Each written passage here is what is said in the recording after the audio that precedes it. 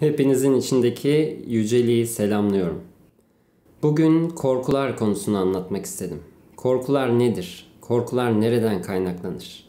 Bir sürü korku olabilir. Ve bu konuya da bir soruyla başlamak istedim. Neden korkuyorsun? Eğer bu soru içinde bir direnç, bir kaçma isteği uyandırıyor ise bu gayet normaldir. Ve şu an tam da olman gereken yerdesin ve bu videoya gelmen de tesadüf değildir. Çünkü bu soru değişimin, büyük değişiminin yolunu başlatacak olan sorudur. Bu soru senin özgürlüğüne açılmanı sağlayacak olan ana sorudur. Ve zihin sabit şeylere tutunup senin değişiminin önünde engel olmak ister ve bir kaçma, bir direnç isteği uyandırabilir, bir direnç geliştirebilir. Oysa bu soruyu detaylı bir şekilde irdeler ve cesaretle bu soruyu kendine sormaya cesaret edersen, işte o senin değişimini başlatan ana soru olur. Şimdi neden korkuyorsun sorusunu daha da derinleştirip neden korkuyoruz'a çevirmek istiyorum. Çünkü aslında birçok korku formu olabilir. Korku birçok form alabilir. Fakat korku özünde tek bir şeye bağlıdır. Biz bu hayatta iki tip duygu yaşarız aslında. Hepsi bu ikisinin farklı formlar alışıdır. Sevgi ve korku. Dualite aleminde bu ikisi arasında geçen bir çizgidir aslında. Bu hayat, yaşadığımız bu hayat. Peki korku nedir? Korku aslında sevginin eksikliğinin hissedilmesidir. Sevginin eksikliği hissedilmesi nedir? Saf sevgiden var olmuş iken ve özünde bütün roller kenara bırakıldığında sen saf sevgi iken korku neyden kaynaklanır? Neden sevgi eksikliği hissedilir? Özünde senin yine hep söylediğim gibi senin kendini bir beden ve bir zihinle sınırlı zannetmenden kaynaklanır. Ve korku özünde tek bir korkuya bağlanır ve bütün korkular, endişeler, yapılan bütün stres, bütün sıkıntı aslında özünde tek bir korkuya bağlıdır. Bu da ölüm korkusudur. Yok olma korkusudur. Çünkü kendini görünenle sınırlı zannettiğinde, görünenin sonluluğuna inandığında, kendinin de sonlu olduğu illüzyonsu düşüncesine kapılabilirsin. Ve kendinin sonlu olduğunu düşündüğünde yok olma korkusu seni sarabilir. Ve yaşadığın aslında tüm küçük ya da büyük korkular, endişeler ve yaptığın tüm stresler bu tek bir korkuya bağlıdır. Zihin her şeyi karmaşık ve dallı budaklı göstermek ister. Aslında özünde çok basittir. Ya sevgi vardır ya da korku vardır. Tüm korkuların tek bir korkuya, yani yok olma, ölüm korkusuna bağlı olması ve hatta tüm öfke, kızgınlık, kırgınlık gibi tüm duyguların da aslında özünde bu korkuya, yani yok olma korkusuna bağlı olması başlangıçta dallı budaklı düşünen zihin için, olayları karmaşık göstermek isteyen zihin için biraz saçma gelebilir. Ama özünde bu böyledir. Yolda önüne bir araba kırdığında senin ona öfkelenip kızman da korkudur. Temelinde yok olma korkusudur. İlkel zihin tarafından aynı nasıl hayvanlar kendi bölgelerini koruyor ve hayatta kalmaları bu bölge korumaya bağlı ise, senin önüne kıran arabaya kızman da senin aslında varlığının yok olacağından duyduğun korkudur. Alan korumaktır. Bu hayatta bizim bu materyal hayata inanıp gördüğümüz sonlu şeylerin varlığına inandığımızda ve buna kapıldığımızda bütün bu hayattaki bu mal biriktirme, madde biriktirme ihtiyacı da aslında var olma çabasından kaynaklanmaktadır. Çünkü ilkel zihin kendini belli şeyler etmesi gerektiğine, elde etmesi gerektiğine ve kendi alanını büyütmesi gerektiğine, materyal olarak görünen alanını büyütmesi gerektiğine inanır. Aynı hayvanların doğada güçlü olanın hayatta kaldığı gibi bir inançtan kaynaklı olarak Sen de bu hayatta var olabilmek ve daha fazla yaşayabilmek için güçlü olman gerektiği gibi bir illüzyonsu düşünceye kapılabilirsin. Oysa ekolojide, doğada her şey birbirine en ince ayrıntısıyla işlenmiştir ve güçlü olan hayatta kalmaz. Uyumlu olan hayatta kalır. Hayatta kalacak olan zaten hayatta kalır. Çünkü var olması son derece güzeldir ve var olması gereklidir. Güçlü olanın hayatta kaldığı fikri sadece ilkel zihin yapısıyla, zihin açısından bakıldığında bir illüzyondur. Bu hayatta o halde tüm duygular bu yok olma korkusuna bağlıysa, ölüm korkusuna bağlıysa, bunu aşmanın yolu nedir? Senin sonsuz ve sınırsız olduğunu ve yine bu zihinle ve bu bedenle sınırlı olmadığını bilmektir. Ölüm kelimesi bile korkutucu gelebilir. Çünkü ucunda bir yok olma fikri vardır. Ve insan bu düşünceden kaçmak isteyebilir. Zihin bundan kaçmak isteyebilir. Konuyu kapatmak isteyebilir. Ya da onu üzüntüyle perdeleyip o duygudan odağını çekmek isteyebilir. Bu gayet normaldir çünkü var olmak için gelmişsindir. Fakat ölüm üzerine her insan ölüm üzerine de biraz zihninde çevirmelidir. Çünkü zihninde sen bundan kaçmadığında ve zihninde bu duyguyu, bu düşünceyi çevirdiğinde aslında bunun illüzyon olduğu da kendisi tarafından, zihnin kendisi tarafından deşifre edilir. Ölmekte hiçbir sorun yoktur. Çünkü özünde ölüm bir son buluş değildir. Ölüm sadece bir geçiş kapısıdır. Bir hayattan diğer hayata geçiş gibidir. Çünkü doğan her bir varlık ile var olan sensindir. Sadece bu beden bu alemden silinir. Sen yok olmazsın. Fakat zihninde bu düşünceyi çevirmek bile iyidir. Çünkü özünde ölümü zihninde detaylıca çeviren bir insan sonunda kendi sınırsızlığına uyanır.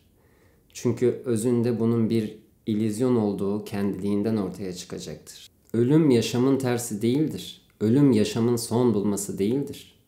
Ölüm sadece doğumun tersidir. O halde aslında ölümden sonra ne olacak sorusunu doğumdan önce de ne oluyorduyla değiştirip zihni şaşırtabilirsin. Ve bunu sorduğunda soru kendiliğinden gelecektir. Senin sonsuzluğun kendiliğinden gelecektir. Burada ölümle birlikte burada bu yok olan beden sadece bu film alanından silinen bir görüntüden ibarettir. Oysa sen sonsuz varoluşunla yaşama devam edersin. Evrenin her bir tarafında yaşam tüm canlılığıyla sürekli yeşermektedir ve yeşeren her şey ve tüm yaşamlar aynı zamanda sendir. Sadece bu beden silinir ve yerine başka bir beden inşa olur. Benim burada anlatmak istediğim özün sonsuz varoluşuyla birlikte sürekli olarak ifade bulmasıdır ve sürekli olarak sen yaşamla var oluyorsundur. Ölüm bu hayatta sadece bir geçiş kapısıdır. Sonsuzluktaki yönsüz bir kapıyı hayal et. Sonsuzlukta bu yönsüz kapıdan çıktığında girmiş misindir yoksa çıkmış mısındır? Bilinmez. O halde ölüm ile doğum aslında zaten aynı şeydir. Bu hayatta zıt uçlar gibi gözüken her şey birbirinin aynısıdır. Arada sadece bir ayna vardır. Onu farklı gösteren senin ona hangi taraftan baktığındır. Bir taraftan bakarsan karşı taraftakini farklı görebilirsin. Oysa bakış açını büyüttüğünde ikisinin de aynı şey olduğunu görebilirsin. Ölüm korkulacak bir şey olmaktan çıktığında korkulacak hiçbir şey kalmaz.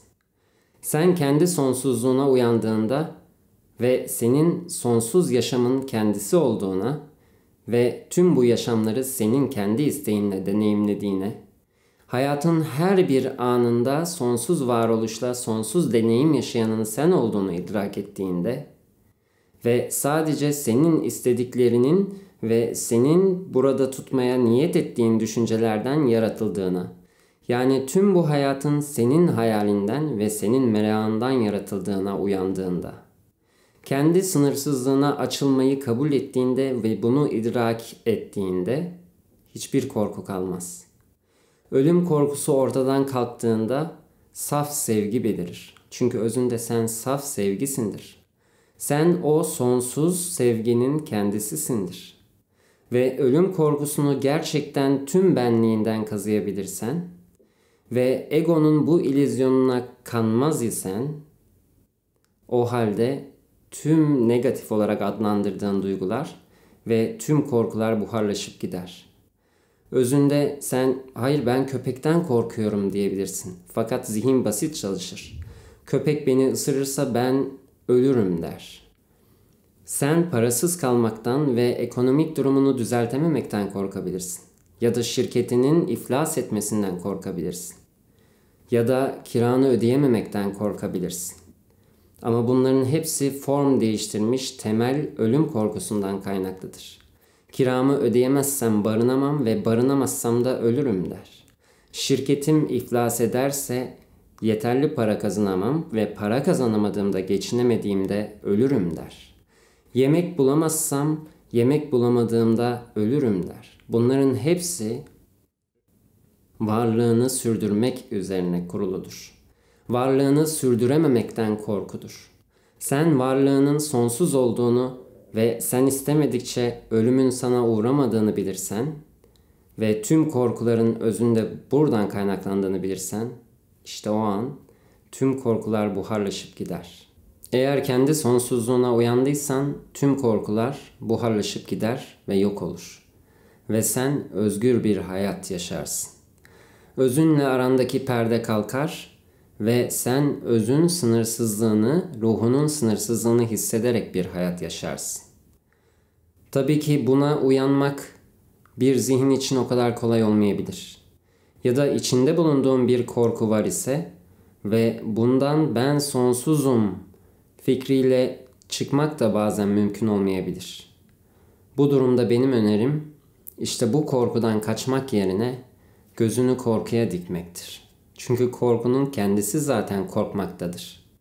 Ve bazen çoğu zaman biz korkumuzdan korkarız. Bazen korkudan korku o kadar yüksek bir hal alır ki bu girdap şeklinde tekrar eder ve bazen korkunun kendisinden daha büyüktür korktuğumuz. Yani korkudan korkmak, korktuğun şeyden daha büyük bir hal almıştır. Bu zihin bu şekilde girdaplar yaratmayı sever. Duygular kendi içinde katlanmayı sever. Peki korkuya gözünü diktiğinde ne olur? O an eğer bu cesareti gösterebilir ve gözlemde kalabilirsen, korkunun kaynağının bir illüzyon olduğu ortaya çıkar. Çünkü korku sadece düşüncede var olur. Korku gelecek ya da geçmiş kavramlarıyla var olur. Anda kaldığında herhangi bir korku yoktur. Korkunun temeli sadece düşüncede ve zaman olgusundadır. Ya geçmişte yaşadığın şeyi zihninde oynattığında korkarsın ya da gelecekten korkarsın. Oysa özünde korktuğun şey zaten bir illüzyondur.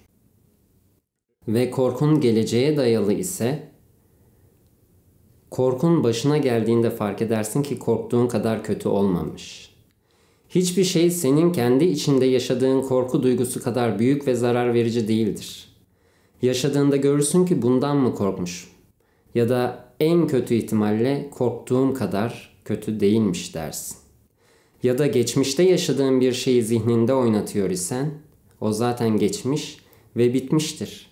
Silinmek isteyen bir görüntüdür bu hayattan belki de, fakat zihninin ona tutunması onu canlı var eder. Sen onu bıraktığında kendiliğinden yok olur. Korku seninle birlikte ifade buluyor ise gözünü ona dikmen illüzyonu gözler önüne serecektir. Fakat bu gözünü ona dikmeyi kendini onunla özdeşleştirerek ve ben korkuyorum diyerek ve kendi sonsuzluğunu unutarak yaparsan bu ona odak vermek haline gelir ve bu onun büyümesine, onu beslemeye başlar. Bir süre içinde bu seni çok ciddi, daha büyük bir korkunun içine sürüklemiş bulursun. Ve buradan çıkmak gerçekten zor olur ve bu zihin için yıkıcı olabilir. Oysa ki senin o olmadığını bilecek cesareti göstererek, ona yüzünü çevirip ona baktığında, sadece saf bir gözlemde, sonsuz sınırsız olan sana hiçbir şeyin dokunamayacağını ve senin sonsuz olduğunu bilerek, onunla özdeşleşmeden ona baktığında, bir süre içinde korkunun buharlaştığını ve özünde zaten bir yanılsama, bir illüzyon olduğunu görürsün. Bu hayatı korkusuzca yaşadığında hayatın sihri seninle parıldar. Hayatta hiçbir şeyin korkutucu olmadığı ortaya çıkar ve sen bütün bu hayatı deneyimlemeye başlarsın. O halde bu hayatı korkusuzca oyna. Çünkü sen yok olmayacak olansın. Sen sonsuz olansın ve tüm bu gördüğün güzellik sensin ve hiçbir zamanda yok olmayacaksın. O halde korku kalktığında saf sevgi olan sen bu hayatı tüm neşesiyle deneyimlemeye başlar. Ve korku kalktığında perde kalkar ve sihir seninle, senin vasıtanla belirir. Hepinizin içindeki yüceliği selamlıyorum. Kalbiniz ferah, zihniniz berrak olsun. Sevgiler.